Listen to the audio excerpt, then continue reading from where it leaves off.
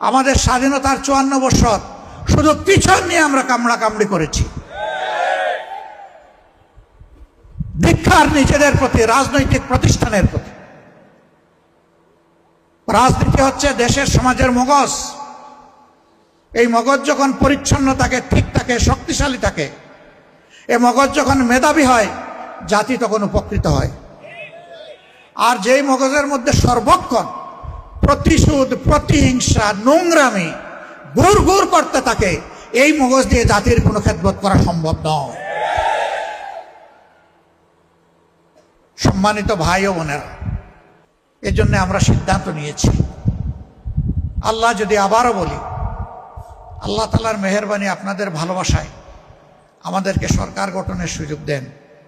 আমরা সরকারের তহবিল থেকে ওইটুকুই নিব যা নিতে বাধ্য, এর বাইরে একটা টাকাও আমরা গ্রহণ করব না।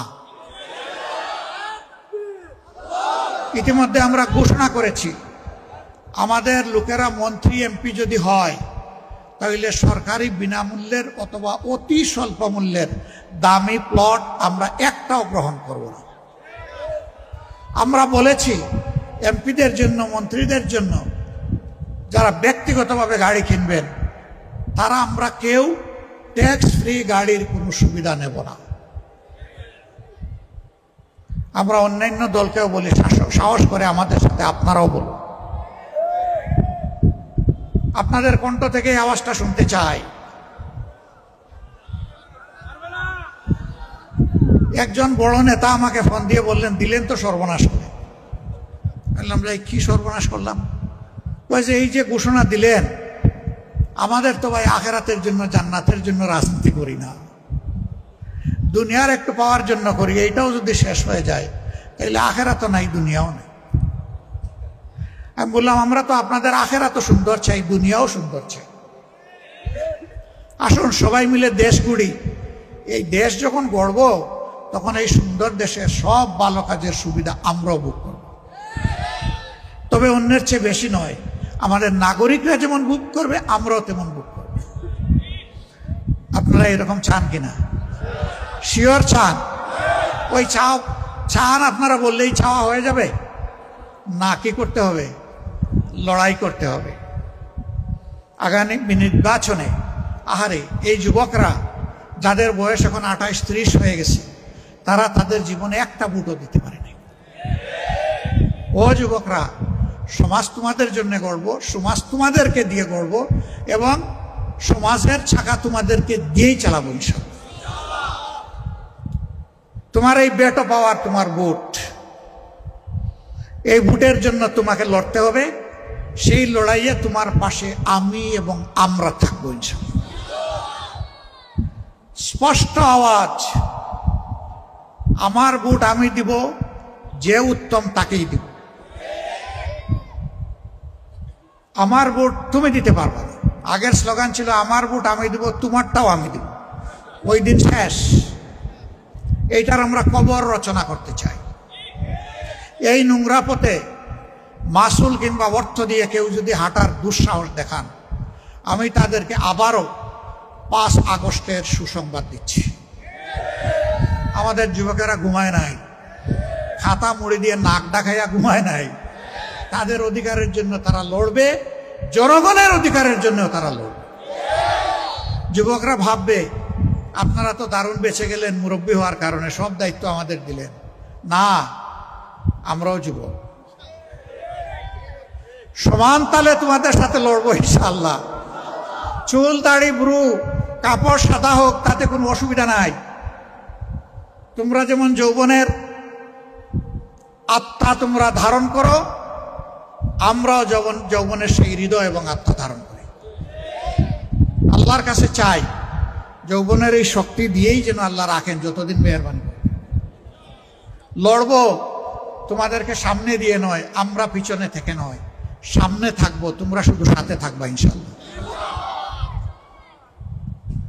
আজকের এই বাদেশার আয়োজনে যারা এসেছেন, তাদের প্রতি আমাদের অঙ্গীকার, আমরা ইনশাআল্লাহ একটা মানসম্মত শিক্ষা, মরাল অ্যান্ড টেকনিক্যাল এডুকেশন, নৈতিক এবং উন্নত জাগতিক শিক্ষা আমাদের শিশুদেরকে দিব ইনশাআল্লাহ।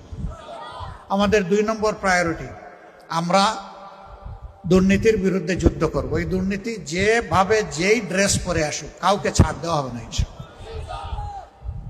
আমাদের 3 নম্বর অঙ্গীকার, গরিব ধনী বুঝি না, কোন ভাষা কোন ধর্ম এটাও বুঝি না, বাংলাদেশে জন্ম নেওয়া প্রত্যেকটি নাগরিকের জন্য ন্যায় বিচার নিশ্চিত করা হবে ইনশাআল্লাহ।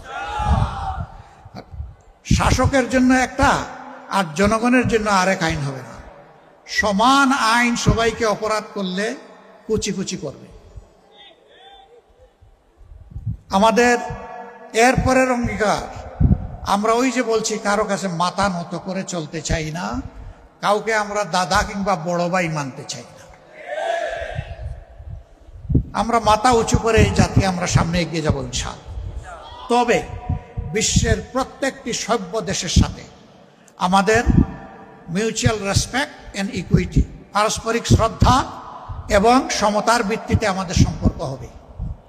এই ক্ষেত্রে যারা এগিয়ে আসবেন তাদেরকে আমরা বুকে জড়াই দেব ইনশাআল্লাহ। কিন্তু কেউ যদি লাল চোখ নিয়ে আসেন, ওই চোখ কালো করে দেওয়া হবে ইনশাআল্লাহ। কোনো লাল চোখকে আমরা পরোয়া করব। আমাদের এর পরের অঙ্গীকার আপাতত এইটুকুই বলে শেষ করব, ক্ষুধা এবং দারিদ্র্যমুক্ত একটা মানবিক বাংলাদেশ গড়ে তোলা। প্রত্যেকটা মানুষ যে সমাজে পরস্পরকে সম্মান করবে, একটা শিশুও তার সমাজে তার অধিকার পাওয়ার মাধ্যমে সম্মান পাবে, বয়স্ক মানুষরা অনুজোর কাছ থেকে সম্মান পাবেন, সেই রকম একটা পারস্পরিক সম্মানের ফিল্ড আমরা তৈরি করব ইনশাআল্লাহ। সব কিছু আল্লাহ তাআলার সাহায্যে, আমাদের নিজের কোনো শক্তি নাই। সমস্ত শক্তির মালিক ইন্নাহু আলা কুল্লি শাইইন কাদির, সমস্ত শক্তি আল্লাহ তাআলার হাতে। সেই আল্লাহ তাআলার কাছে আমরা সাইল, আমরা আশ্রয় প্রার্থী, সাহায্য প্রার্থী।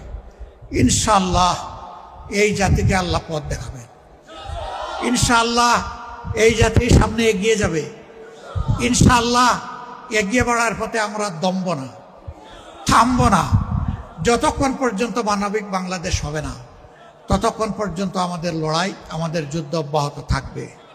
আল্লাহ তাআলা এই আয়োজক ভাই বন্ধু মাদের ভালোবাসা, এই সব কিছুর জন্য তাদেরকে অফুরন্ত বারাকা দান করুন। আমাদের সবাইকে তাদের উসিলায় ক্ষমা করুন এবং আগামীতে এই আয়োজন শুধু নয়, মানুষের অধিকার আদায়ের পূর্ণাঙ্গ আয়োজনে এই বন্ধুদেরকে আল্লাহ তাআলা কবুল করুন। ছোট বাচ্চাদেরকে অবহেলা করবেন না, এরাই বাংলাদেশ, এরাই আগামীর বাংলাদেশ, এদের জন্যই বাংলাদেশ। আল্লাহ হাফেজ। বাংলাদেশ জিন্দাবাদ, বাংলাদেশ জামাত ইসলামী জিন্দাবাদ।